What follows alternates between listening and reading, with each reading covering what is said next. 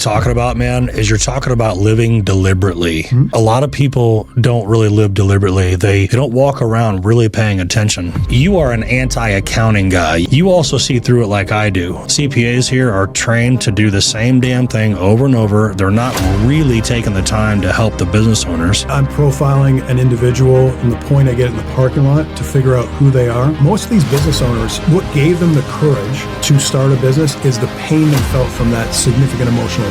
Unless you've gone through the emotional, the psychological, the spiritual, you're not going to go get the success. So they're chasing that at all times, and very rarely do they actually meet it, believe it or not. It's very rarely satisfying. My skill set, along with your skill set in the trade, the business, whatever it is, merge those and make you a superpower so you can control your own destiny. That's the whole 2 days in an envelope for sure.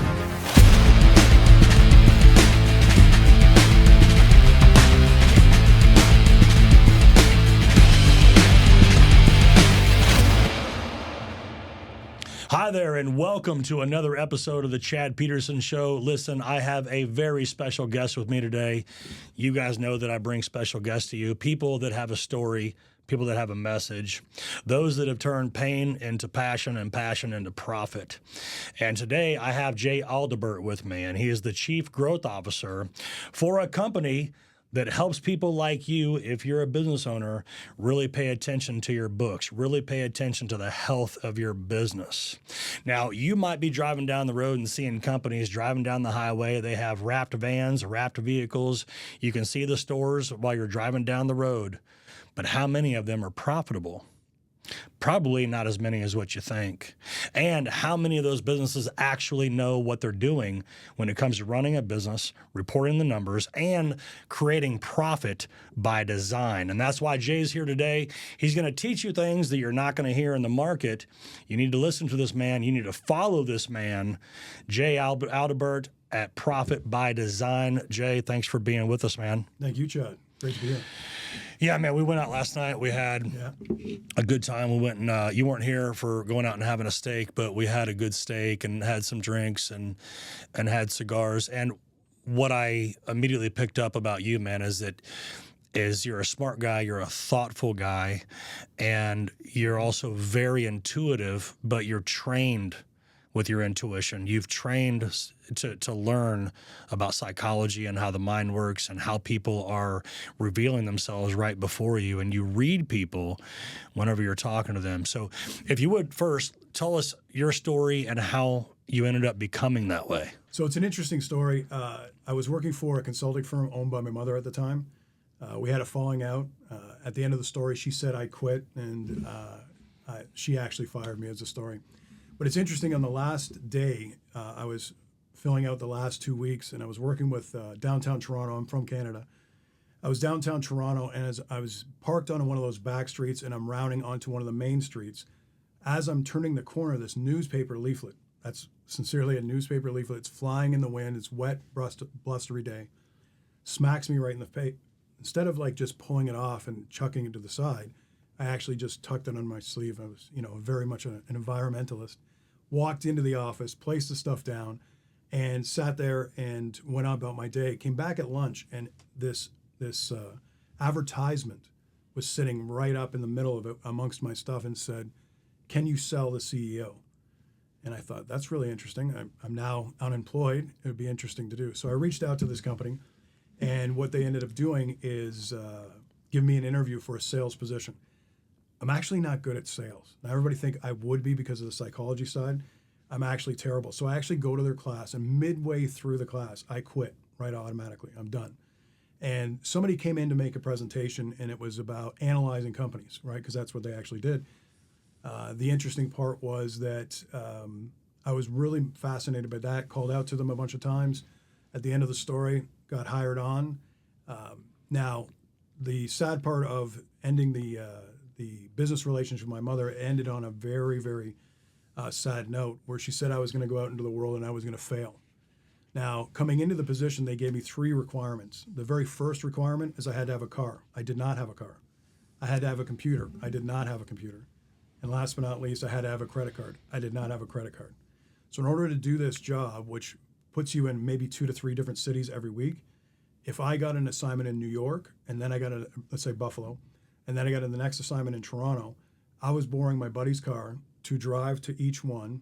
Okay, didn't have a credit card, so I could not actually get into a hotel. So I actually slept in my car for the first 3 months. And then last but not least, the computer part, I took our software, brought it to each hotel, flirted with the lady at night, and essentially got to use their computer, load it in, run the analysis. Very long-winded, but that's the very start of where I was. Fell in love with what we do for clients. It's an intervention, which I'm sure you're familiar with. Well, tell us, but tell me, your mom fired you. That's correct. And she told you some hasty words on the way out. Right.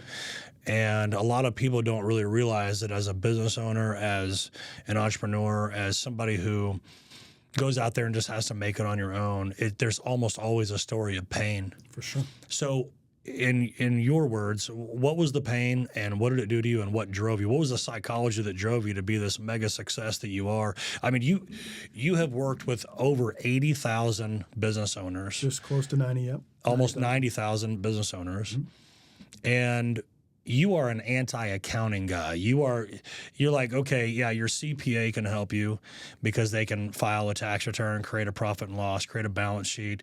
They can file all the necessary documents, but you also see through it like I do. I mean, just like Big Pharma is trained to tell you what they think in Western medicine, CPAs here are trained to do the same damn thing over and over. They're not really taking the time to help the business owners.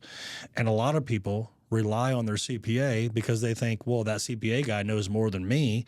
But you're looking at the average CPA and saying, man, what are you doing? So you're going deeper to try to help people in their business. And you start with the psychology first and then the financial second, or do you start with the financials first and then go into psychology? Oh, psychology first all the time. I'm profiling an individual from the point I get in the parking lot to figure out who they are. See, I think personality style feeds into psychology. And I like to look at them like languages, right? I can be very charming in English, let's say, but not so much in Spanish or German or French. So if I'm going in and I'm only speaking to one personality style, then I'm only speaking that one language. And if that only fits, obviously, profile of clients, they usually only fall in 3 of those quadrants. Well, give us an example. Like, all right, here, do it for me. What's my personality profile, or how do you read me? Let's just have fun with it. Right. So if I haven't met you yet, I'm coming up in the parking lot. Very specifically, I'm going to look. Does your business even have a president's parking spot? Right. If it doesn't, that tells me a lot right away. Sounds simple. Just the fact that you're dictating this is the president's parking spot, and that's it. It's usually the first slot overall. Then I pick the car. Okay, so believe it or not, personality style, based off of birth order, actually determines the type of car you will drive. And it's so ridiculous to boil it down. But if you watch car commercials and you watch it from a psychological position, you'll see exactly how that actually plays out. But with the type of car you have, the color of car you've chosen, right? So if I didn't know you first off and I saw your vehicle last night, right, I would go automatically the choice of black. Okay, that's first and foremost, the choice of black. The type of vehicle and what it sends as a message. Because you chose that, you could say I like it because it's engineering, but there's a message you want to send with the car you choose, believe it or not. If it is a comfortable vehicle where you're just kind of, if I saw it in the parking spot and it's a 15-year-old vehicle and it's really worn in, that would tell me who you are. If it's a bright orange vehicle, that would tell me who you are. Like, in other words, you as a personality, you choosing a bright orange vehicle, I don't see it ever happening. I could never see that happening. But there is a specific personality that would choose that, right? So all of that actually determines right away, what does your sign look like, okay? In other words, you could be a oil changing company. Let's just say that's what it is. But you have like a marble sign. That's going to tell me a lot about you. Is the upkeep good? Like in the building, in terms of the lights taken care of, what is the front door? When I walk into it, is it fitting to that industry? Or is you walk in again and it's marble this and teak this and all that kind of stuff for a demolition company? Let's just say that's what it is. All those triggers as I'm walking in, before I even meet you, is going to tell me a lot about who you are. When I walk into your office, those are even more unique things. If I walk into your natural office that you sit in, okay, is where you place things. Do I see pictures of your family, okay?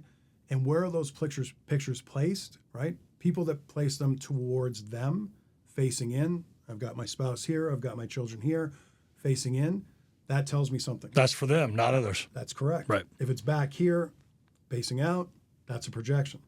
Do I have a bunch of trophies? That I'm making sure you understand my trophies are right here and I've accomplished it. In terms of on this wall, do I have pictures with luminaries with superstars or presidents or whatever?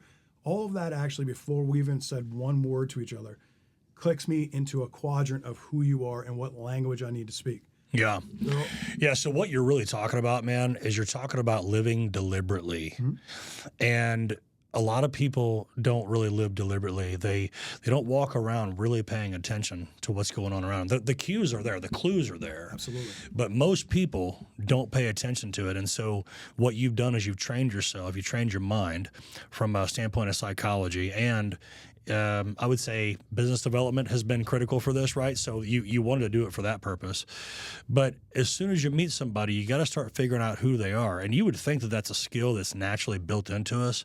But most people have no clue who's standing right in front of them because they don't want to pay attention to the things that are being told to them right in front of them. They ignore them. They even ignore danger. They ignore red flags. And so what you're doing, as soon as you meet somebody, I've seen you do it, you're immediately profiling somebody. Who are they? What are their values? What's important to them?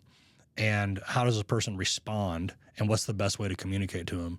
And so what you're doing, what I see you doing, you've almost worked with 90,000 business owners yourself, and you're going into coaching their company with deliberate intention, far more deliberate intention than what they're running their company. Yeah? For sure. For sure. Yeah, and so there's so many people out there. There's 33 million business owners out there. And I'm here to tell you with real evidence, 97% of them don't know how to run a business. And the market is ripe for you to do what you do.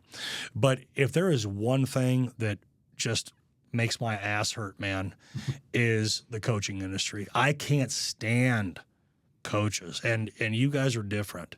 You guys are really helping companies on a very deep psychological and financial level. The financial literacy in this country is absolute dog shit. It's terrible.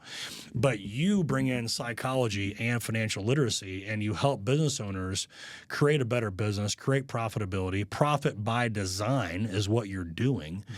And what I see in this industry that's just saturated with con artists and bullshit artists is they think that they're 2 feet or 3 feet ahead of you in life, and they want to charge you for that 2 or 3 feet. Good analogy. That's what I see. I'm like, you know what? If I just kept going, I bet I'd figure this out on my own. But we are such a coach-saturated market nowadays, and these people are charlatans, man. They're con artists. They're people that have broken lives themselves. Their lives are broke. They don't have the answers.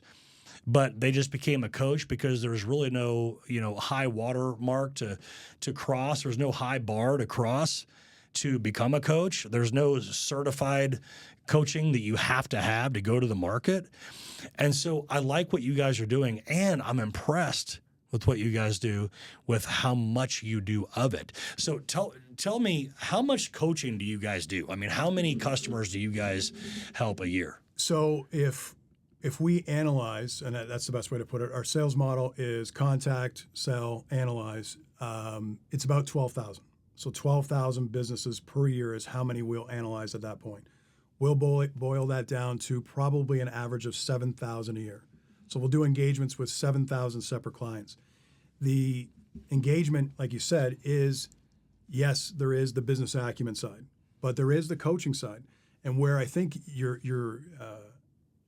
I'm not going to say your angst about the coaching industry, is it's usually because they're very single focused. Like, I'm a really good sales and marketing individual. Well, even if they were, there's so many other parts of a business that are going to be missed, right? And so even if I really propped up that side, this side will bring it down. And so where we're different is we actually do soup to nuts. I want to take the person in front of me. I've got to get the best out of them, hold them accountable. That's one aspect. I got to be able to take their staff, the corporate culture. I got to change all of that. Then I've got to be able to look at the nuts and bolts in terms of the financial literacy part. So behavioral change on its own, without obviously acumen, financial literacy, all that kind of stuff being corrected, will fail. Same thing if I just go financial literacy and acumen and all that kind of stuff without behavioral change, that will fail. It needs to be a simultaneous, irrevocable link all the way through. Right. So bottom line, though, I mean, what you just said, I'll say it a little bit differently, but what you just said is, if you fix one thing in your company, that one thing is going to affect other things. If you're not focused on all things, then it's not worth it to even make that one move. So it's kind of like bringing a hot to trot sales guy. Well, that means you're putting a brand new big motor in an old junker car, right? So you got a hell of a motor, you got a hell of a sales guy, but what are you doing with those numbers? What's your profitability look like? What's your margin?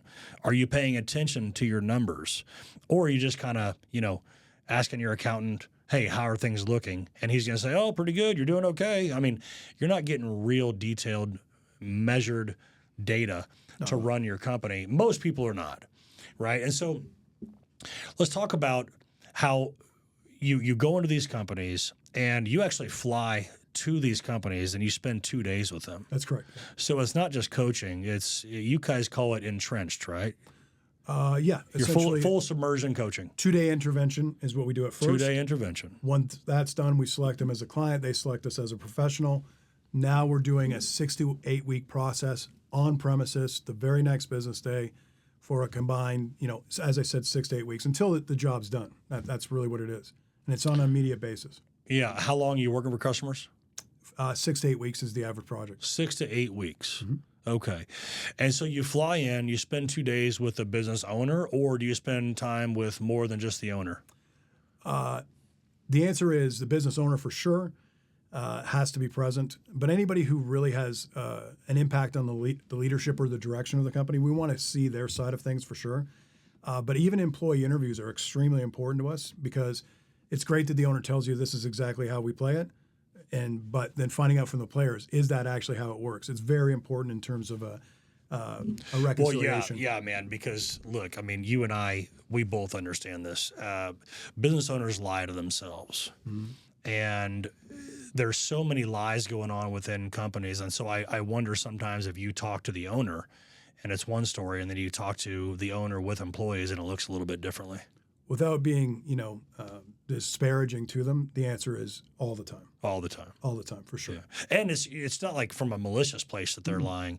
It's from a place of not really knowing what to do, but having to keep up the facade that everything's fine. Am I right? Absolutely. It's that leadership side that everything's okay at all times. They got to convince everybody of that. And so they eventually start believing their own lies as it relates to how things are okay, for sure. Yeah. Yeah. So I have a saying, I've said it on the show several times, but nobody ever just lies once, okay? Before a lie happens, you first lie to yourself and then you lie to other people as a consequence. And so business owners are really good about that because you can't show up too stressed out. You can't show up too panicked.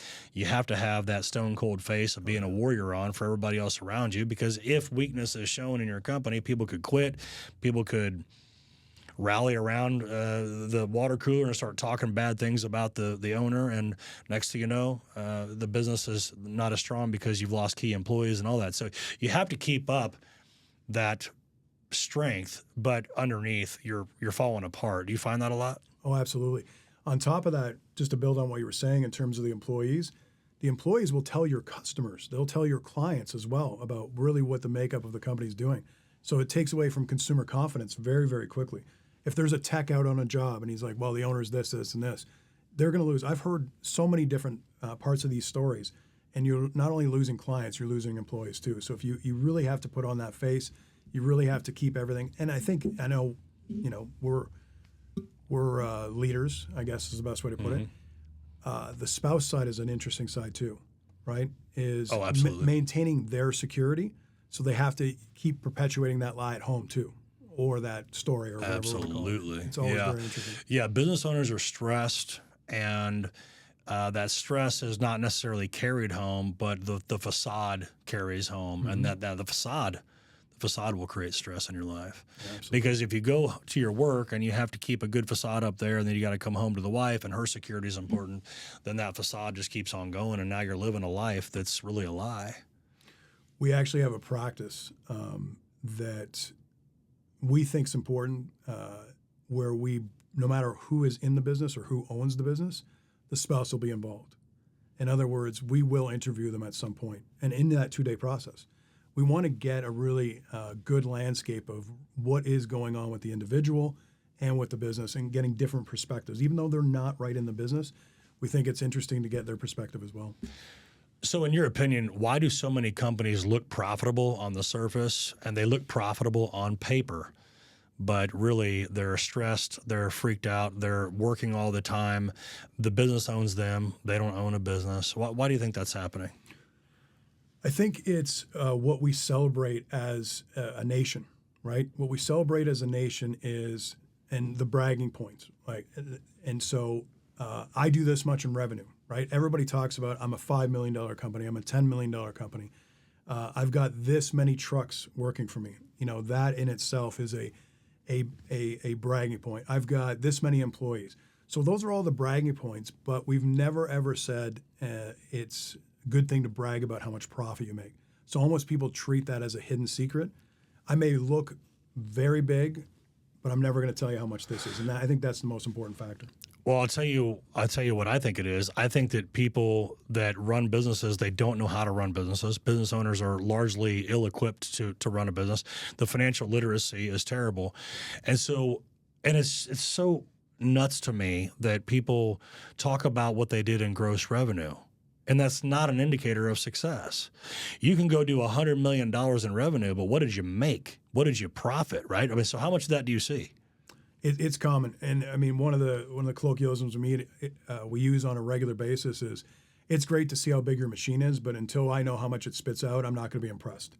And for our clients, because I'm anti-accounting, I really am, right? But I almost feel bad for the accountants in one way, is the business owner constantly puts them in a position beyond their education. So the owner comes to them and says, I have this problem in my business. It has nothing to do with their education, but to maintain them as a client, what ends up happening is they give them advice. That advice is based off of GAAP, generally accepted accounting principles. So that's the first issue you're going to see, is that financial literacy is coming from somebody that didn't study finance. And business is more finance than it ever is accounting. So that's one of the biggest problems. We'll start right there. In terms of the owner giving up, like they just give up on best practices. I know I'm supposed to get QuickBooks Pro, or I'm supposed to get this accounting software, and I'm supposed to get it all in there. And then I got to look at my checking account, and wait a second, my checking account says something completely different than what my QuickBooks said. And then the confusion sets in, and they're just like, you know what? I can't keep up with this. And here's what I'm going to do. I'm absolutely going to just sell my way out of this. So that's like you and I turning over our credit cards at home and saying, do whatever you want, I'll just make more. Well, that sounds ridiculous, right? But that's been business owners are doing, is they're getting frustrated with the tools that they're given. And the result is that they say, the only thing I can do is I should be able to sell my way out of this. And that's why you see these gurus out there just, scale. And I don't agree with that either, because it can actually kill your company scaling. Man, scaling is failing. I tell people all the time, because scaling is the new word. I mean, side hustle was the word about 4 years ago. Now scaling is the new buzzword. Oh, we got to scale. We got to scale our business. Dude, you know what? If you're in the scaling business, then sure, scale. Mm-hmm. But you're in the pizza business, bro. You're in the clothing business. You're in the HVAC business. You're not in the scaling business. Mm-hmm. So if you try to scale your business, you're more than likely going to fail. So what I like about what you do at Profit by Design is you're not saying you have to grow your business. You're not saying you have to scale your business. You're saying, let's stop for a moment. Let's look at everything holistically. What are you doing, soup to nuts, A to Z? What is your business doing? Let's look at the real numbers. Let's pay attention to some certain metrics, some certain KPIs, some certain critical numbers that are in your business that if you don't pay attention to, you're going to end up going into a death spiral. So let's do that first. And once you do that and you find a system where they can follow it, and now they're paying attention to those certain numbers, then they can logically and without force and without stress, take measured steps towards more success and more profit margin without scaling. But if they know what they spend over here, then they know over here, hey, I can't go do this because I spent that.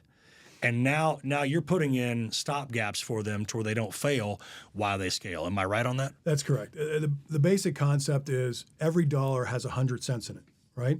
And really what that owner is doing is just because they go from $2 million in size to $4 million doesn't mean that dollar has any more than 100 cents. So whatever you can capture, whatever your industry is supposed to capture, whatever your pricing model is supposed to capture, whatever that is designed in the first place. And every owner has done it. They just didn't know they did it. So they can't see it. And that's the biggest issue.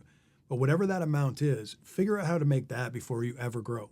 And as soon as you understand how to make that, and everybody likes to say 10 cents out of every dollar, and you've got it down to a good system that every time you turn on that business, I don't care if it's every month, quarter, or year, or a couple years, it still spits out 10 cents.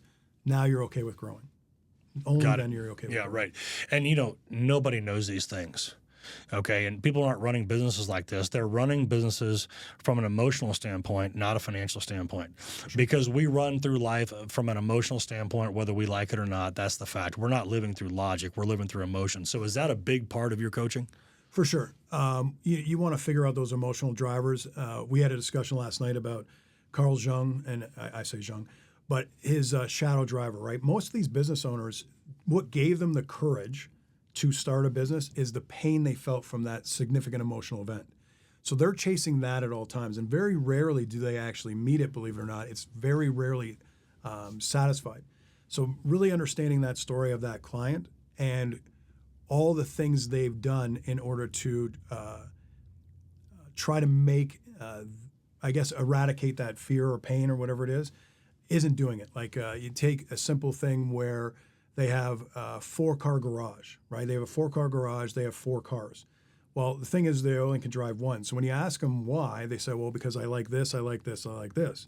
That's if I haven't talked to them yet.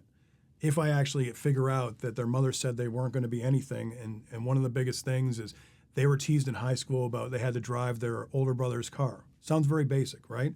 They're making up for it by grabbing those 4 cars. You see what I'm saying? Yeah. So sometimes what they want isn't as clean and surface level as you really would want to take it as. You got to figure that underlying one. And once I understand that about a driver, that's the fuel or zeal that actually, to me, gives them the desire to change. Until then, they don't have the desire. Yeah, man. So let's unpack that a little bit, because what you're talking about is useful for everybody. I mean, if you're with a woman, okay, let's just say you're with a girlfriend or a wife, and she's not telling you that her dad didn't show up to her volleyball games when she was in high school. She doesn't tell you that. And then she asks you if you want to go somewhere, and you say no. And she somehow takes those two and puts them together, and now you are giving her that same emotion. She thinks you are anyway, right. Giving her that same emotion of when dad didn't show up for volleyball. It's like, no, honey, I don't not want to be with you. I don't not want to spend time with you or see you doing what you're doing, but I don't have time to be there today. And but they're going to take the emotional pain of it. For sure. And they're going to say, well, she's going to bitch at you, cry at you or yell at you or whatever it is about how you don't want to be around her. But she's not even talking to you. She's talking to her dad. She hasn't healed from it at all. Right. And so what I told you this last night, if I've learned anything in 2025, and now it's 2026, but if there's one thing I learned in 2025, because I always had these big learning pieces every single year that really opened my eyes even further. But 2025 taught me that most adults, I don't care if they're 30, 40, 50, 60 years old, their chronological age doesn't matter. Mm-hmm. Most of these people are walking around at the age of 15 or 18 years old. I mean, some of them even worse, like 12 years old. And so my eyes are wide open to it. I've seen so many women this last year that they think that they're 40 years old, they think they're 35 years old, and they're not. So when you're talking to business owners, and you're first trying to look at the psychology of who they are, you're trying to look at their financials, but you're saying you want to go deeper because you want to know their motivations. And last night you said it interestingly. You said that the fear And then the motivation, is that what it was? So I said that there's a spectrum of fear and greed. Fear and greed. And again, they're more polar opposites. For every fear I have, the greed is usually the opposite, right? For every greed I have, my biggest fear is the opposite. So if, going back to my mother's story, if I want to prove my mother wrong, right, my biggest greed, or sorry, if I'm fearful that she's ever right, that I'm going to fail in life, my biggest greed is to prove her wrong.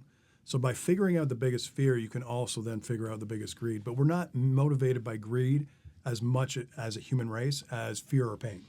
And so I definitely see that. Yeah, so fear is leading the path, no doubt about it. Fear is leading the way, I know you object to that. especially since COVID. Mm-hmm. COVID broke this world, and people are more fearful, more anxious, more offended, more pissed off. If you're fearful, then you're also in anger. And if you're fearful, you're not in love. And if you're fearful, you're not in gratitude. And so what we have is we have a broken society. We have people that don't know what to do. They're fearful. They're anxious. So how many of these business owners that you work with are in that spot? Fearful, anxious, they don't know what to do, but they need your help. Would you say the majority of them? Majority for sure. You walk in and nobody likes to admit they're failing, right? And failing could just be, you're supposed to be here and you're here. But most cases, you're supposed to be here at least, but you're down here. And nobody really wants to admit that they're failing in any way. And so what they do is they take the outside world as an excuse of everything. The tariffs are affecting me here. My accountant didn't do this, the economy this, and so on and so forth. But when you ask them the basic tenets of business that they should have in place, they don't have it, right? So instead of being able to feel sorry for them that, yes, that probably did affect your company, you're not even taking care of it, what you're supposed to at home, first and foremost. If that kind of makes sense. Yeah, you're skipping the basics and you're throwing the blame game around. Absolutely. Yeah, okay. So we see that a lot. So what is the first question that you ask business owners whenever you first sit down with them? It's going to sound like a basic question, but the very first question is we ask, why did you start your business? Very first question. That's what we do. Is it? Mm-hmm. Okay. Mm-hmm. So why you start your business, do you ever notice the most common answer has nothing to do with why? So the first answer you get from the client, don't they always answer how they started the business? Do you usually get that? Yeah, we get how or when. Okay. Yeah. Mm-hmm. But it's never why. No. And so, I won't table that right there. I'll actually address it right away. I say, you just told me how, or you just told me when, but I really want to understand why. And that, to them, sometimes it escapes them. They either forgot, right? They've forgotten why they actually started the business. They don't even know how to verbalize it. So if we get to that point, we kind of table that to definitely circle back and actually have that conversation on day two. And you're presenting coaching packages that are over $100,000. Am I right? That is correct. Yeah. Okay. So that level of coaching, you guys are bringing in real solutions because, you're not going to be charging $2,000 a month or $3,000 a month. You're coming in, you're completely submerged in the coaching. You're entrenched in their business. You're helping them with their business, but you're also making decisions for them. You need them to let you take over some control of their company for 6 or 8 weeks because habits die hard, right? Yeah. So my guess is because we run our whole lives from a emotional standpoint, whether we like it or not, I assume that whenever you go in to talk to a business owner, like we said, you're figuring out the emotional component, the psychological component. You want to figure out who they are. But then you have to get into some of the geekier stuff, right? You got to get into KPIs. You got to get into, certain metrics and certain indicators within the business. And so where do you make that transition? Do you make that transition after they already understand that you know who they are and what their problem is, and how long does it take for that wall to drop where they'll just say I am failing and I do need your help? How do you get through that? Because you're getting past somebody's limbic system at that point. For sure. I think the technique that we both used on each other this morning, right, is education. So if I was going to say what's the best way to get into it, is that ask a couple questions like why'd you start your business, but then we get into some basic level, kind of like as if you were going into a doctor and they're just doing that first. Let me check your temperature and blood pressure. We have a couple questions about business in general to kind of see what their acumen is. There's only one intent. The only intent is within 3 minutes of that opening conversation that we end up in a teaching position. And essentially, I mean, the saying just really comes, okay, let me make sure we're on the same page and we're up to the whiteboard. Now, why do we do that? there becomes, nobody's taken time, not their accountant, right? Not their peers groups, not their lawyer, not their banker. Nobody's actually taught them about business.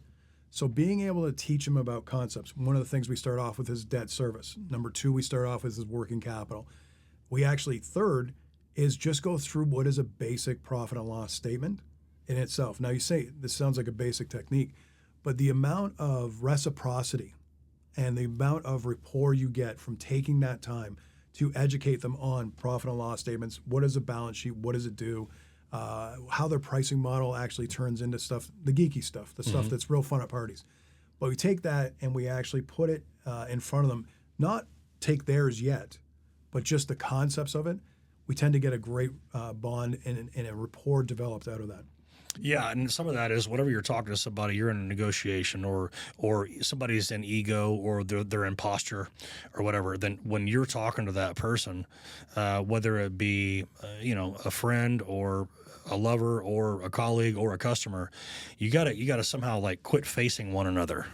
And then you got to go look at something else. So the whiteboard or a demonstration or teaching is like, oh, we're not looking at each other. We're not in this lock. We're not in this ego lock or this posturing lock. How about this? Let's talk about the math. Let's see how it works. And it gets the conversation off of the two people that are facing off. It's a technique. It actually is a psychological technique, because what I'm saying is what I see in the marketplace, not you, not pointing the finger at you, but people like you, this is what they're usually missing. And because I see that those are the things that are usually missing, I can actually talk about it. And the most interesting thing is, as soon as they see it, what ends up happening is they want to see there. They're interested in what you're going to find, which we deliver on day 2. But they're more interested now because they actually understand it. I'll give you a stupid analogy. Vitamin D, right? You go to the doctor in Chicago, which is where I live right now. When you go to the doctor in Chicago, they always say, get your vitamin D tested. And I'm like, why? They're like, well, because of depression. Well, I'm not depressed. If they ever, and you obviously, you and I look at nutrition and you lift it and all that kind of stuff. So what I've learned is vitamin D is like the superhighway to any type of macronutrients that you want to eat all this much protein, your vitamin D's low, no penetration. You want to take all these supplements, vitamin D's low, no penetration. If the doctor would have told me that particular moment, hey, guess what? All this stuff you're doing, test your vitamin D or it doesn't work. Now I'd be interested because they educated me on it, but they don't take that time. Right. The point being, the more you educate somebody on something, the more they're interested in how they look, and that's the differentiator. Yeah, that's a good point you make, because some people are why guys. You and I are why guys. Don't just tell me something. Why? Why are you telling me this? Why does it matter? How is it going to affect me and why? But if you just tell me something and you don't educate me as to the why, then it's not going to anchor into me. It's not going to have any long-term effect on me. It's not going to change my behavior. It's not going to make me purchase from you. It's not going to make me take the advice. It's because you're not telling me why. You're not teaching me. That's funny. We haven't verbalized this, but one of the things I always say is I don't listen to what people are telling me. I listen to why they're telling me. So in other words, the way I take information in, I want to be able to say, what is the message they want me to receive, and even why? And I think that's super important, that people want to race to the end of somebody's sentence and give that response as soon as possible to look intelligent. Just taking that moment to figure out why they're even saying this to you, I think is a super practice in business and in personal life. Yeah, and listening intently and then knowing why they're asking that, for sure. Again, living deliberately, showing up, taking a measured approach towards knowing who you're talking to. Absolutely, you're good at that. It's one of your strengths, and you've learned that through studying psychology, and you've used that psychology and the principles around everything we're talking about to go be more effective in business. And this is what I tell people. They just don't understand. Because a lot of people that aren't business owners, they think that us business owners and the drivers and the people that are successful in this world, they think that we're all about the money. And that couldn't be further from the truth, because you can't go get that money unless you've done the interpersonal work. You can't go get that success unless you've trained yourself through the psychology, through the emotional output of what it takes to become a driver or an entrepreneur. Unless you've gone through the emotional, the psychological, the spiritual, you're not going to go get the success. And so people think, oh, you're all about money. It's like, no, man, actually, it's who you become in the process that makes you worthy of receiving those monies.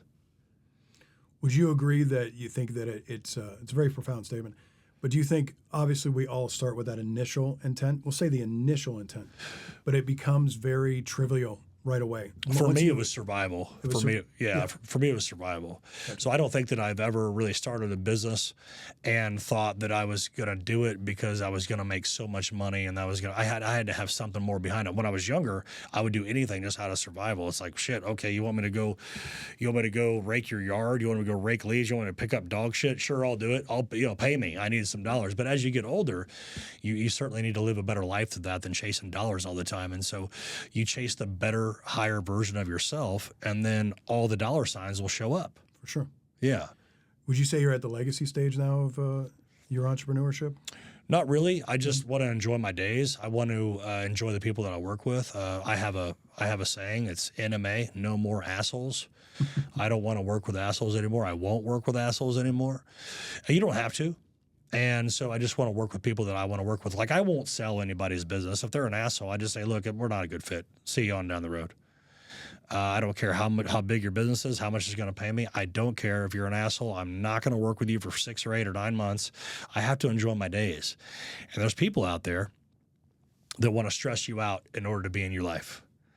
And I have no want for that anymore.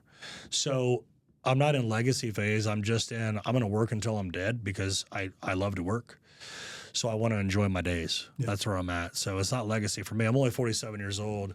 You know, you look at Clint Eastwood, he's like 94 or 96 or something like that. He's still making movies. Yeah. Why? Because he enjoys it. Loves it. If you're an asshole, he'll throw you off a set. I'm too old for that.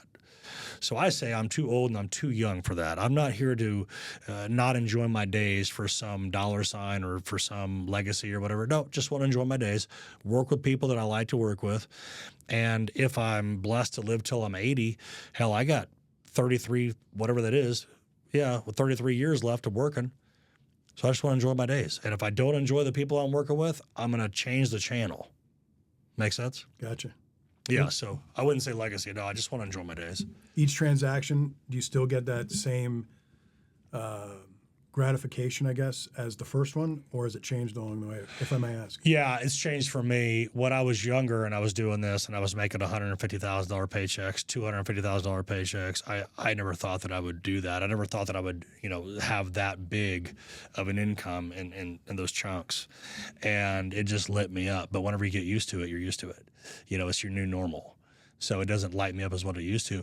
But I really enjoy getting people to where they want. I love putting $5 million in people's pockets. Yeah. Putting $10 million in their pockets. And I end up becoming friends with most of the clients that I work with because how many people have put $5 or $10 million in your pocket? So we become friends that way. Do you feel like a lot of gravity, and excuse me for asking you questions, but I just want to see your thought pattern on this. Do you feel a lot of gravity that how that transaction goes down has a lot of derivative effect? And what I mean by that is, like for us in our industry, how on I am today during that 2-day process, doing that diagnostic and so on and so forth, doesn't affect just that person and that person's spouse and maybe their kids. Like it's 10 families. It's generations. Yeah. Yeah. When I say 10 families, I'm talking about the employees. Absolutely. How dynamic. But it's generations of. For sure. It could be all their vendors. And so there almost is, and I don't know if you feel like this on a Friday night, at the end of the week, and for us, the Friday night pause, the Friday night change, whatever you want to call it, is you come down from such an emotional position as a business analyst because you've had to be so on and so dynamic, knowing that you're going to affect minimum of 30 lives, for sure, just on how good you are at educating that client, getting them to change behavior, and so on and so forth. So Friday is always interesting, whether you partake or not, a good, solid, tequila or scotch or something like that. But it's a coming down period where and I don't think that people understand that in that process, and I'm assuming it's the same with your transactions, that when you come down on Friday, you can't face the general pop until you've had that coming down period. You follow what I'm saying? Oh, yeah, absolutely. So you fly out on a Tuesday. You're going to spend Wednesday and Thursday with them. You're going to come home on Friday. And what you're saying is you showed up, obviously, to look at their business, get underneath the hood, really dig deep. And they might think, because the world is awfully suspicious anymore, they might think you're there just to make a paycheck. They might think you're there to make a quick $100,000. But what you're saying is that you're highly conscious and highly aware that there's 30 or 40 people's lives and their children and for generations of that are on the line. Absolutely.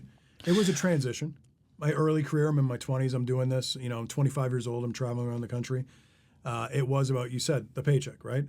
But eventually you just see that it's more than that. And it's definitely I would slowly say that I'm transitioning to the legacy. What legacy am I going to leave as it relates to that? But I think those individual weeks really are a legacy, right? And you just accumulate them over the years. Well, how old are you, brother? 50. You're not in legacy phase yet. No. I think more in I'm calculating what am I going to leave behind, not from a monetary standpoint, maybe this is a little bit of a therapy session, is how long am I going to be remembered? Not by my family. How long am I going to be remembered for what I did? Bro, like I don't think that like that at all. No? No, I don't. I don't think I'm going to be remembered. I mean, when I look back on my life, statistically, we're not going to. No, we're not going to. I mean, so when you say legacy like that, no, I don't look at it like that at all. No. I mean, when I look back in my life, let's talk about people I remember. Abraham Lincoln. Gotcha. Martin Luther King. Gotcha. Thomas Jefferson. I'll remember some actors. Right. I mean, nobody's going to remember my ass. And there's some good to that too, because I'm going to live how I want to live. Nobody's going to remember me anyway. Right? So I don't do things to how I'm going to be remembered. I want people at my funeral to say he was really good to me. That's all I want. Very important. And I want people to know that at my funeral that they know I was here to help them the best I could, and I didn't take anything from them. I gave all I could to them. That's it. And they're not going to remember me, man. Every 100 years, there's a new set of people on this earth. Right. We come, we go. We're already dying. We're already terminal. And so, no, I don't do things with how I'm going to be remembered. I want to enjoy my days and maximize my experience here. If we move on in the afterlife, which I hope we do, and I think we do, that's great. But I want to maximize every day here. And I don't know if you have seen the actor who got crushed by the snowplow, Jeremy Renner. Right. You know, he had a death experience, and he did die. They had to bring him back. And he said he saw the other side. And he said it was beautiful. It was way more beautiful than life itself. He said that he knows for certain that we cross on to the other side. And in an interview, they asked him, well, how has this changed you now? You know, how are you changed by this event? And he said, I'm not doing a damn thing that I don't want to do. I'm living for me. And he described it in such a beautiful way that death is just the beginning. And so why are you sacrificing now for later? So I've been studying him and learning what he's been saying. And that's why I keep telling you, I just want to enjoy my days, man. Yeah. I want to love what I do. So no, I'm not in legacy. But hey, man, everybody's driven by something different. So sure. My way's not right. Your way's not wrong. I'm just saying I'm not motivated by that. You're 50. You probably, if you wanted to, you could probably work for another 30, 40 years. I would want to. I know there's a lot of people that wouldn't want me to, but I definitely would want to. Yeah, I mean, Warren Buffett just now stepped down. I don't know how old he is. I think like 92 or 93. Something like that, 4, yeah. Yeah, but he just stepped down. He's not done working. He just stepped down as being the main guy. Yeah. And so he realizes that he's getting older and he'll still be part of it. But I think that too many people have the idea that they're going to retire, sit on their nuts, and do nothing. And I call it retirement-itis. And so for business owners that are out there that you help, they might be thinking like that, like, they're going to be 60 or 65 years old, they need to retire or whatever. And that's one of the first things that I teach them is like, you got it all wrong. Now, why do you think that at 65 years old you're going to retire? And if they had to say it honest, it's because Wall Street said that, the government said that, Social Security said that.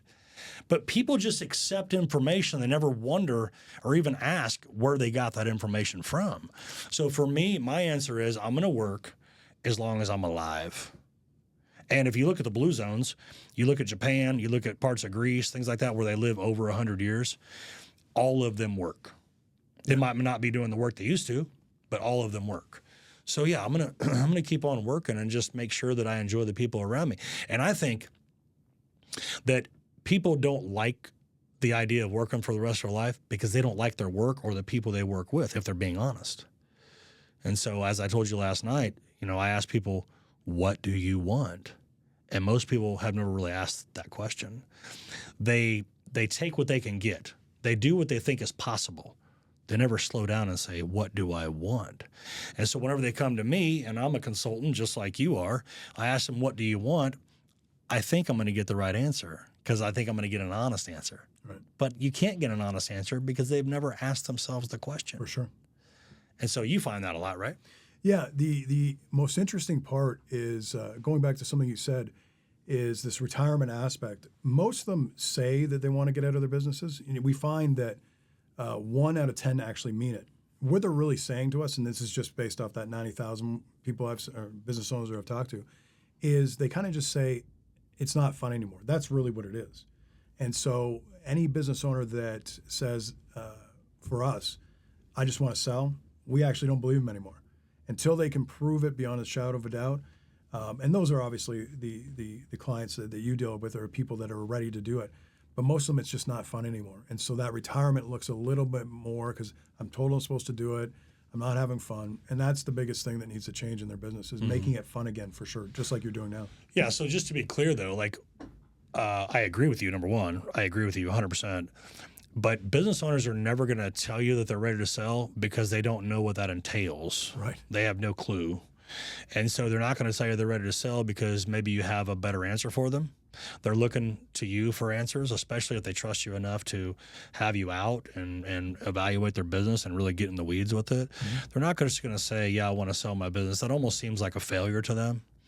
And if they understand how the math works, which you do, you spent time with me, as I showed you the math. Mm-hmm. Some people aren't really ready to move on and go do something different, but most business owners, they find themselves in a position where they've lost passion and they're bored and they're burned out. And I see you as somebody that could really help them with that, because if you can give them some real good guidelines on how to run their business and really how to become more profitable, sometimes you can reignite passion if profitability goes up. Oh, for sure. And so a lot of times people say, I hate what I do. And I say, well, what if right now I paid you $10 million a year to do what you do? Would you be happy with it? Like, hell yeah. Okay, so the answer is to make more money. Right. Well, their answer is, I don't know how. And that's what you come in and do, right? That's right. Yeah.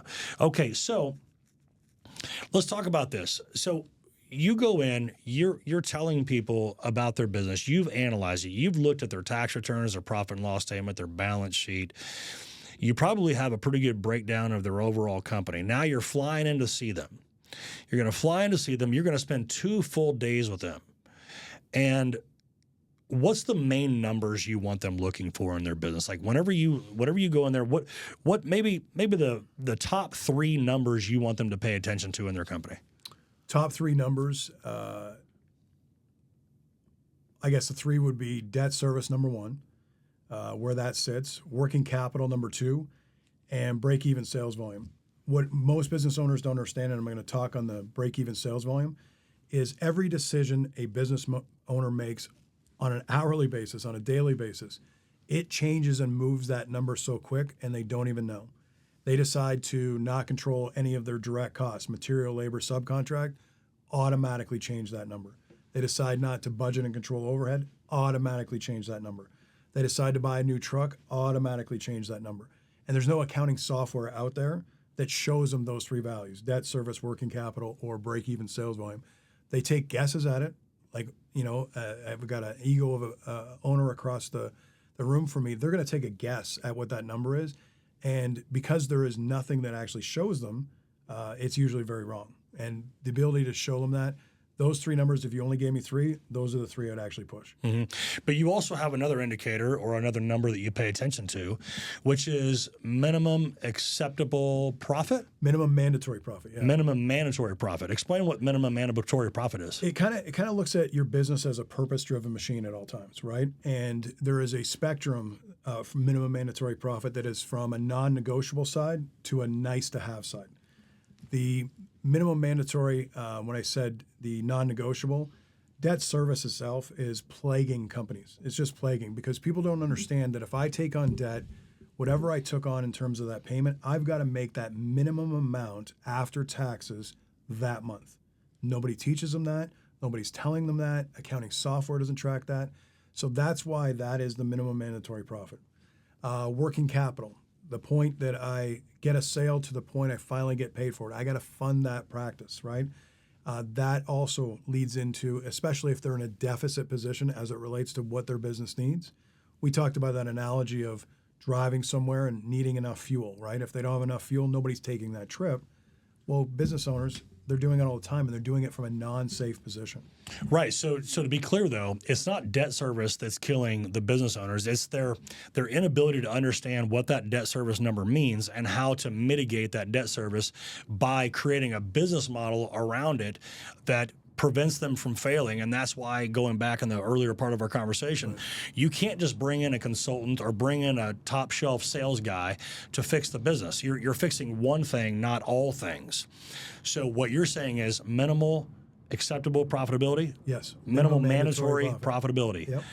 Okay, that number then is going to be an indicator based on other indicators. In other words, if you spent this, then it's going to change this number. So you have to sell this amount in order to mitigate the loss here. And so you're giving people tools to know how to run that company in a methodical way with measured thoughts on every single thing you do, if nothing else to not go out of business, but more so to increase profitability. I hate to use the word thrive, but thrive. Yeah, to thrive. The every decision they've made up until that point, and I hate to, it's not disparaging when I say this, every sin they've committed as it relates to being a business owner and not understanding the business of the business has culminated in, when we walk through that door, there's already a performance that business has to hit, that the business owner, they don't know what it is, it's never been measured, and that is the big eye-opening moment for them. That's really the from an acumen standpoint. Now I've got to take a human being and say, everything you've done up until this point is fantastic and great, but now what I want to figure out is how to take my skill set along with your skill set in the trade, the business, whatever it is, merge those and make you a superpower so you can control your own destiny. That's the whole 2 days in an envelope for sure. Yeah, that's good stuff, man. Yeah. You know, you and I both are big fans of Jordan Peterson. For sure. And one of his quotes that really made him go massively viral was when a complete pain in the ass woman was running up his ass over there in Britain somewhere, a big news anchor over there. And she said something like, why do you have the right to ask these questions or whatever it was? And he said, in order to find the truth, you have to risk being offensive. And then it totally flipped it on her, and because he said, see, look at you. You don't mind offending me in your pursuit of truth. Right. And it totally, and she goes, whoa, okay. And she's like, oh, you got me there. And so it really slowed her down on being an asshole to him. So my question to you is, in order to find the truth, you have to risk being offensive. That's what Jordan Peterson said. So my question to you is, how often do you offend business owners, and how do you mitigate that in your sales process? Because you definitely want to tell the truth. And in order to find the truth, you have to risk being offensive. So how do you manage that? So there's basic things. It's a technique I call slap and kiss, okay? Sorry to swear, but if I were to say, Chad, you're such an asshole, I'm smiling, so your body language, sensors are picking up on I'm smiling, right? But my words, your brain goes, wait a second, should I be upset or not? So the ability to slap and kiss, and it's a technique, is to be able to say anything with shock value, but your body language is not imposing. Like the smile in itself is recognized. So basic on that side. But the other side, going back to personalities, right? We talk about those 4 quadrants, okay? And we name them analytical personalities, driver personalities, expressive personalities, and then last but not least, amiable personalities. The most interesting thing about a personality style is they have 2 degrees of what they call backup styles. It means when you get your backup. So in a confrontational situation, that doesn't mean physical confrontation, it could just be a debate or whatever it may be, is you have 2 reactions. There's 2 layers. So if I look at a landscape page. I almost like to draw 2 lines vertically on it. And I say, if I run an analysis, right? If I run this intervention and I stay in the far left side, I'm playing patty cake with that client and I'm not actually helping them. However, if I get way over on this side, right, the right side of the page, that panel on the right side, I'm going to end up on the curb. Okay, so there's a fine line that says I can't play patty cake because that's not going to change behavior, and I can't go too far because I end up on the curb. But the intent of how the process has been built is to stay in between those 2 guardrails. And what I mean by backup style is if you and I got in confrontation, my original is I'm going to bark, right? That's what my personality does. I'm going to bark right back at you, right? And then what I'm going to be is I'm going to be more on the dismissive side. All right, okay, whatever you want. So as soon as I see somebody, in a conversation or dialogue as I'm delivering the message, if they're barking and I've already assessed them as a driver personality, I actually see it as I'm in the game. Most people who only take it in innate instinct in this and don't make it a learned behavior, They'll get offended. They'll get offended. They'll get nervous. Wait, I'm offending this client because he's barking back at me. No, they're in the game, and you have to be able to recognize that when they start to acquiesce is when you're losing them. Yeah. In that particular personality. But when you look at other personalities, they may acquiesce, but then explode. And you got to be able to. So it's a technique that is called backup styles specifically. Okay. That allow you to be that asshole and be direct, but know exactly how to handle each personality and how they're going to react. Yeah, for sure. And so, like, again, going back to you living deliberately, you're walking in, eyes wide open, trying to figure out who they are, because these are tools that you need to have, because it could make it or break it in your life. It could make or break your success. So you're obviously going into a business. You're talking to business owners. You're looking at their books. You're looking at them as a human. Who are you? How do you react? What are your backups, right? What are you going to do if I put you in a corner? Right. If I say something that offends you, how are you going to respond? Are you somebody who's going to be aggressive? Or are you somebody who's going to ghost me? Are you going to dismiss me? Are you going to wilt? Are you going to stand up? Are you going to argue with me?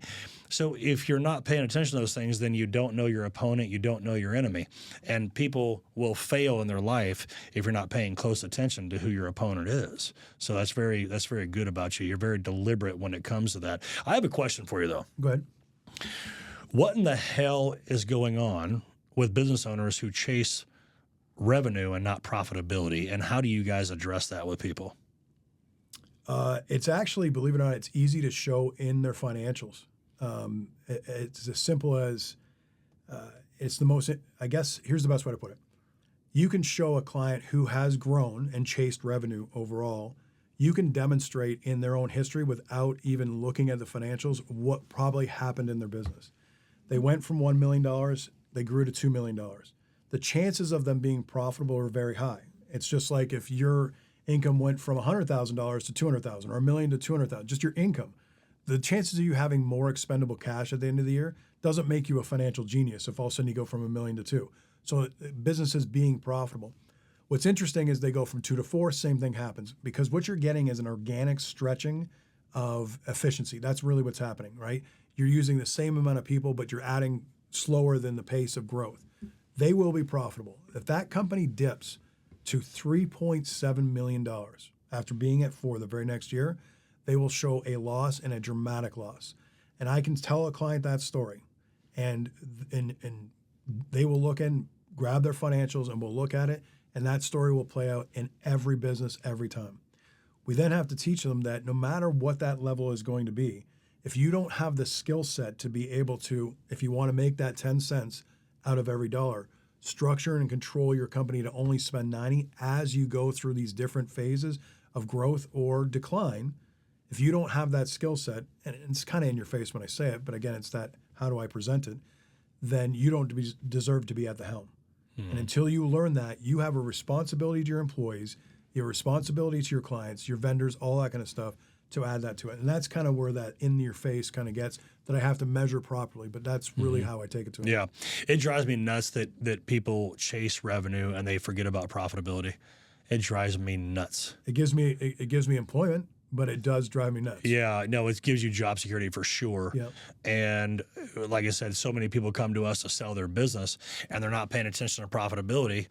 and then they give us a tax return and they say, we're just burned out, we're bored, we want to sell our business. And I look at it and I go, well, by the looks of it, you should have came to me 2 years ago, because 2 years ago you were doing pretty well. Right. And because they got so burned out, they get tired of it, they get bored, whatever, they're not tending to it like they should. And I have a saying, when you're doing well is the time to sell. And where there's no passion, there's no profit. Business owners don't understand these basic psychological behaviors of humans, that we do get burned out and bored, and they look at their business like something that's always going to be there without passion. And you have to love what you're doing. You have to be excited about the project. And if you're not, then it's going to show up on your profit and loss statement.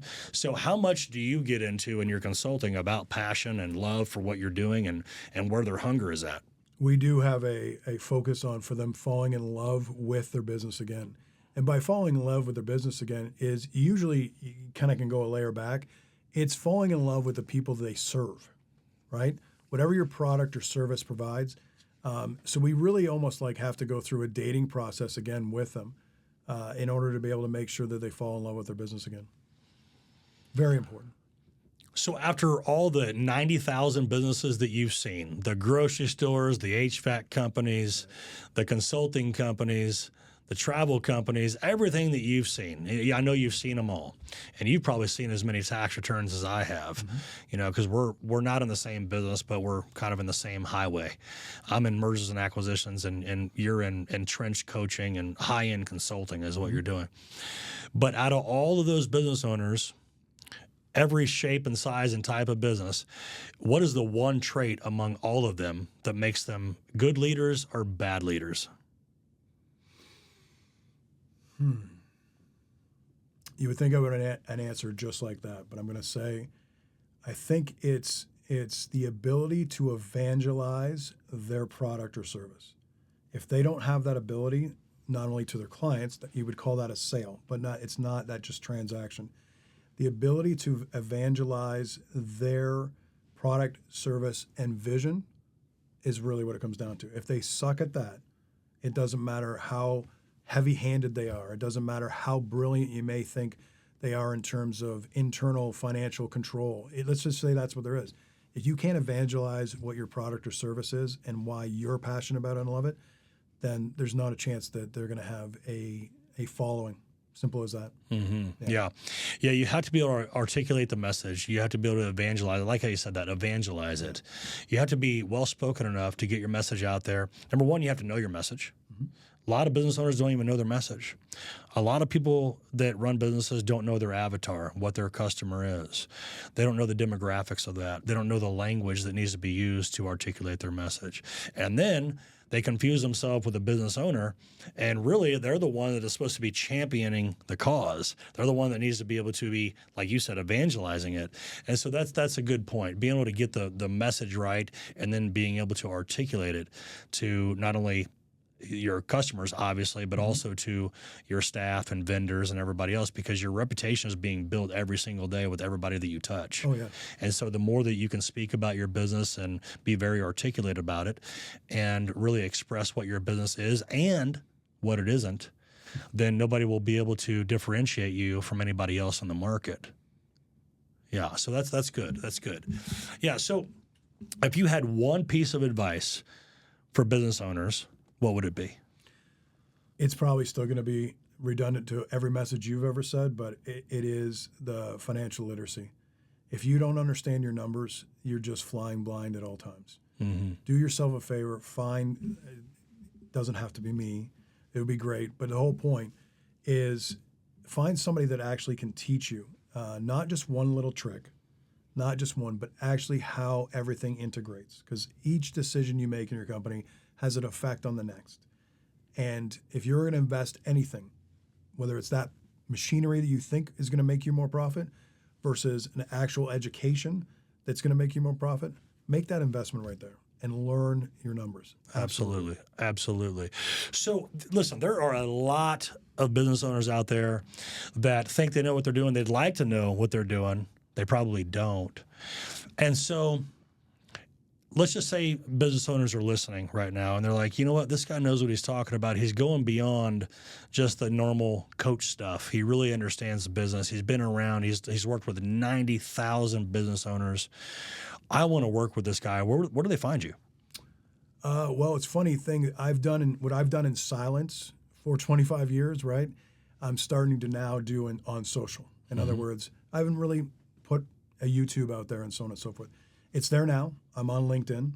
I'm on YouTube. I'm on all the socials.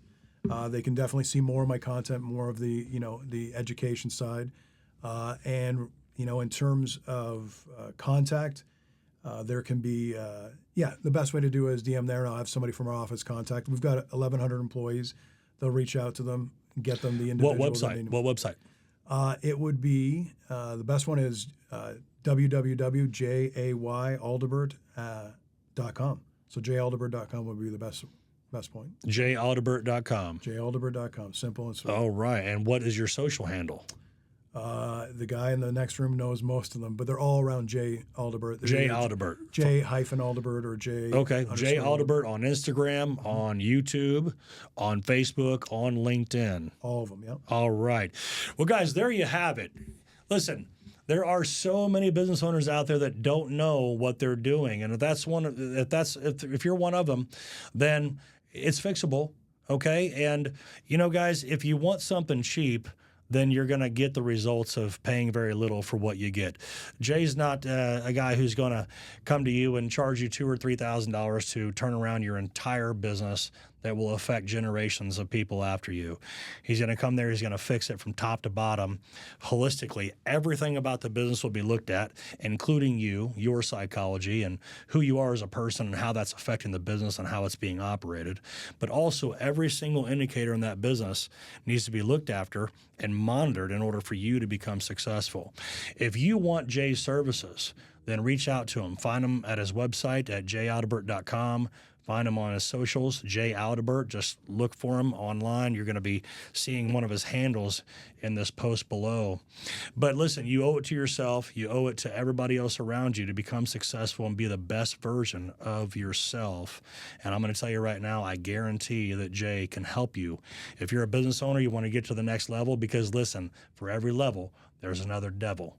And so just because you know what you're doing right now doesn't mean that you're going to be able to get to that next level without real help.